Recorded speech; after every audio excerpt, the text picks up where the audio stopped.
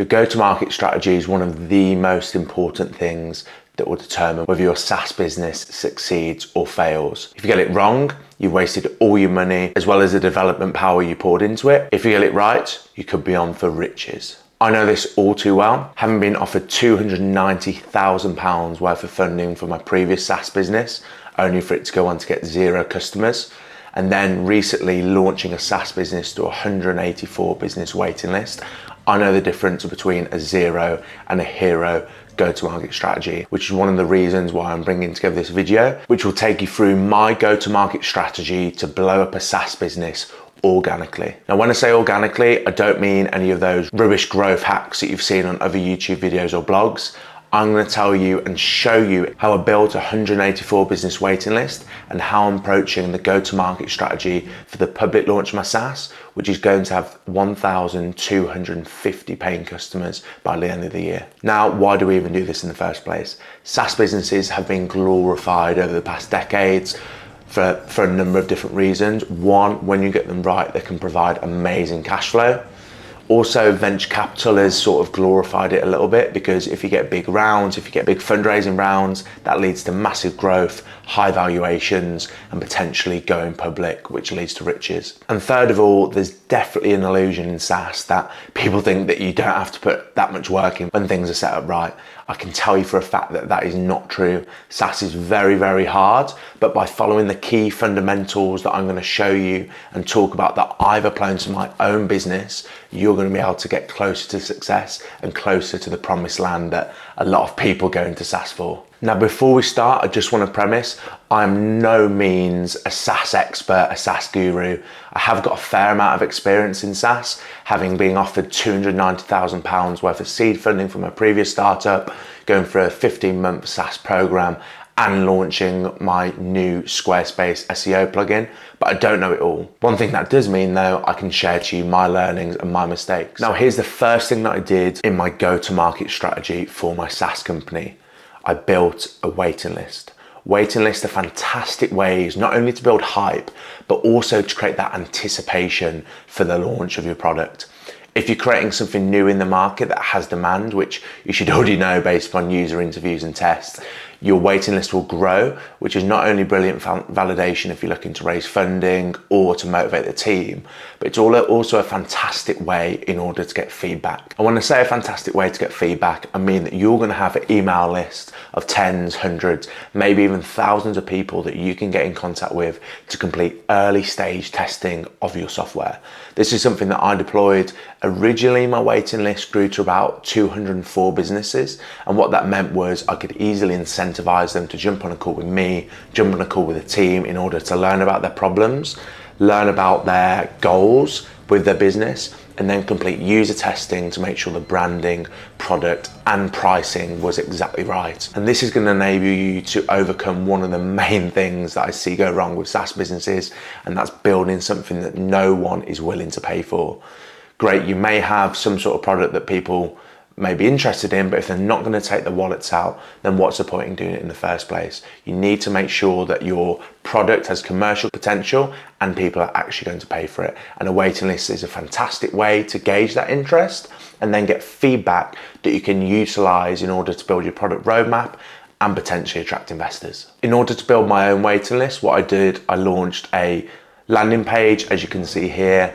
I then shared that landing page across different Facebook forums, across different communities, and then it just organically spread so that people were talking about it. And then it even got shared on an influencer's newsletter, which gave me great reach. I think after he shared it, 150 on the waiting list within a few hours. Now, the second thing is, and this naturally flows on with the first one, is to find communities and become a thought leader in them. If you've created a waiting list and you're looking to speak to more and more customers, then communities are a fantastic way to go exactly where your customers are spending their time.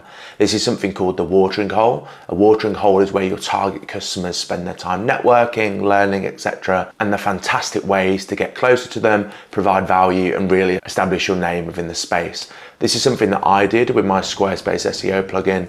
There were plenty of Squarespace forums on Facebook. There's the official Squarespace Circle forum, and then there's different communities on LinkedIn that I would provide value in. And this got my name recognized, and then also it enabled me to share the waiting list in the first place to get those initial waiting list members for launch. One of the biggest things that I see people do wrong with communities though is not providing value first. If you're going to launch a product, if you're going to build a brand and credibility within the community that you're going to sell the product to, you need to provide value first. If you're not providing value first, you're going to build a bad name for yourself, you're going to get a bad reputation, and this is going to drag down your name before you even launch your product in the first place. Now, if there aren't communities in the space that you're looking to launch your SaaS business, great one. I think creating a community is a fantastic way not only to engage in a dialogue with your target customers, but it also creates that test bed that you can then get feedback from. There have been many different examples of businesses that have been grown purely off the back of building a fantastic community. Now, if you can do that yourself, not only are you going to provide yourself with a space that will enable you to accelerate your go-to-market strategy further, but you also provide value outside of your software. A community as to itself provides its value. Now, the third thing that I've done, not only to grow a 184 business waiting list, but something that I believe will enable us to get 1,250 paying customers by the end of the year, is engage with influencers in the space. Every single niche, every single industry now has influencers. You only have to search on the internet, go on YouTube, look across different forums, and you'll see that there are several thought leaders and influencers in most niches. If you're looking to develop a go-to-market strategy, if you're looking to get reach beyond what you are able to achieve, then working with influencers is a fantastic way in order to achieve growth.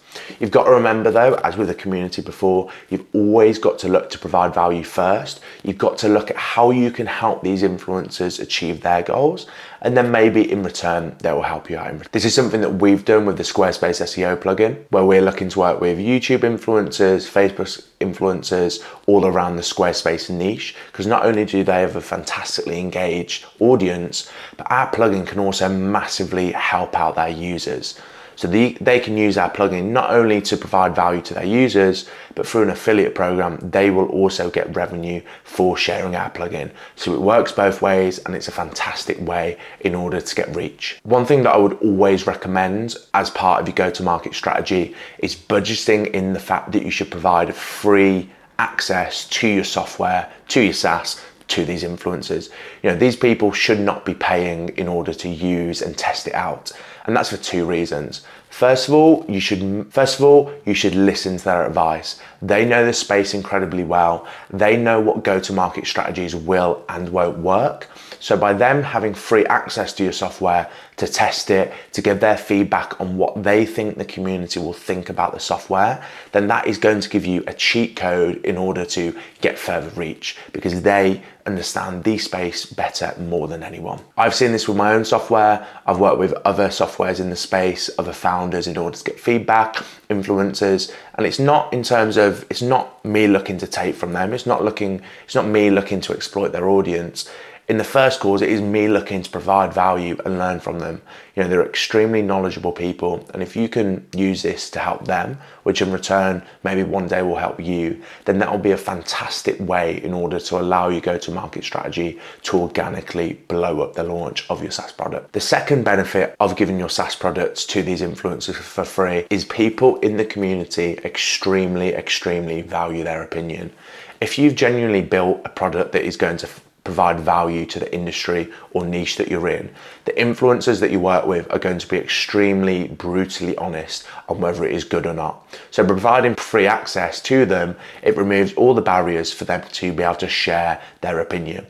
We're a massive believer that our Squarespace SEO plugin will provide an extraordinarily amount of value. By influencers testing it out, sharing their opinion with the space, this is giving you a fantastic reach and fantastic way in order to connect with new people that you otherwise wouldn't have, which is sort of the fundamental principle of any go-to-market strategy that you develop.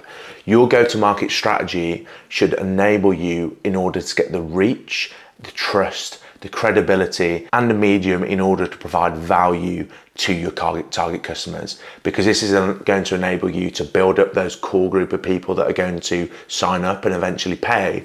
but it also gives you a way in order to connect with them for the public launch. Now, if you're a SaaS founder that's bootstrapping your company, then make sure you stay around and follow me. I share two sides of my journey. I share Squarespace SEO tips for my target customers, and I also document the journey and learnings from growing my SaaS business from zero to £300,000 in monthly recurring revenue. So make sure you subscribe, like, and comment if you've got any questions about go-to-market strategies for your software. Thanks a lot for listening, and I'll see you in the next video.